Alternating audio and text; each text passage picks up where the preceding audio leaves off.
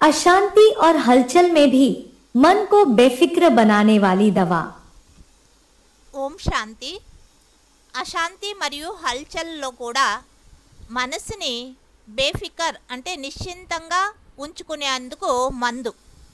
वो कौन सी दवाई है जो अशांति और हलचल के समय అశాంతి మరియు హల్చల్ సమయంలో सबके मन में बिठाकर అందరి మనసులో बेफिक्र बादशाह बना सकती है।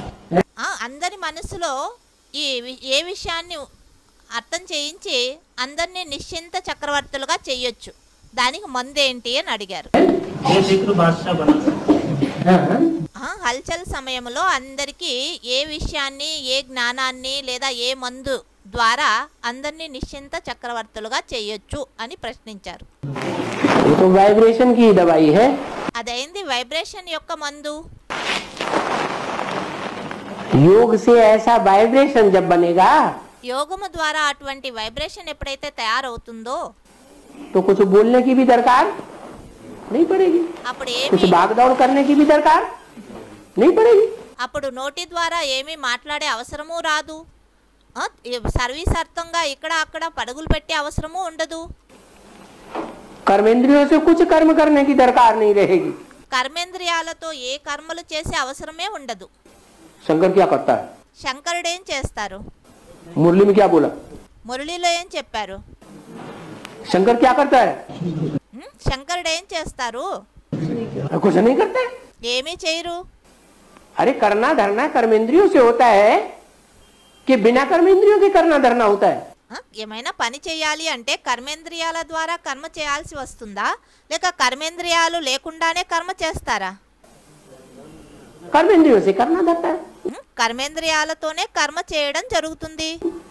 करना धरना होता है। शंकर कुछ करता ही नहीं। శంకరుడైతే ఏమీ చేయరు. लेकिन शंकर है या नहीं है? శంకరుడు ఉన్నాడా లేదా? है और करता कुछ नहीं। ఉన్నారు, అయితే ఏమీ పని అయితే చేయరు. अरे है है మరే శంకరుడైతే ఉన్నాడు, పని అయితే ఏమీ చేయడు కదా. ఏం చేస్తాడు? ఎవరో అన్నారు తలంపు చేస్తారు అని. लेकिन वो कर्मेंद्रियों से करता है क्या? తలంపు కర్మేంద్రియాల ద్వారా చేస్తారా ఏంటి? याद के काम जो है कर्मेंद्रियों से होता है या मन बुद्धि की चीज है? తలంపు చేసేటటువంటి పని కర్మేంద్రియాలతో చేస్తారా, లేక మనబుద్ధి యొక్క మాట అయిందా? बात है मन बुद्धि की बात है। మనబుద్ధి యొక్క మాట అయింది. तो वाइब्रेशन से सारे कार्य संपन्न हो सकते हैं। వైబ్రేషన్ ద్వారా అన్ని కార్యాలు సంపన్నం అవ్వచ్చు. हैं? हाँ జ్ఞానం కూడా లభిస్తుందా వేరే వాళ్ళకి వైబ్రేషన్ ద్వారా? इसीलिए तो बोला जो देखे, అందుకే కదా అన్నారు ఎవరైతే చూస్తారో, जो सुने। ఎవరైతే విన్నారో. मेरे मुख से दो शब्द भी सुना, అంటే నా నోటి ద్వారా రెండు శబ్దాలు, రెండు మాటలైనా విన్నారు అంటే इसके मुख से नहीं। ఈయన ముఖం ద్వారా కాదు. क्या? ఏమన్నారు? तेरे मुख से नहीं, నీ ముఖం ద్వారా అని కూడా అనలేదు. मेरे मुख से నా ముఖము ద్వారా, నా నోటి ద్వారా అన్నారు. दो शब्द भी सुना రెండు మాటలు విన్నా तो स्वर्ग में क्यों नहीं आवेगा? స్వర్గంలో ఎందుకు రారు వాళ్ళు? తప్పక వస్తారు. मेरे कहने वाला कौन?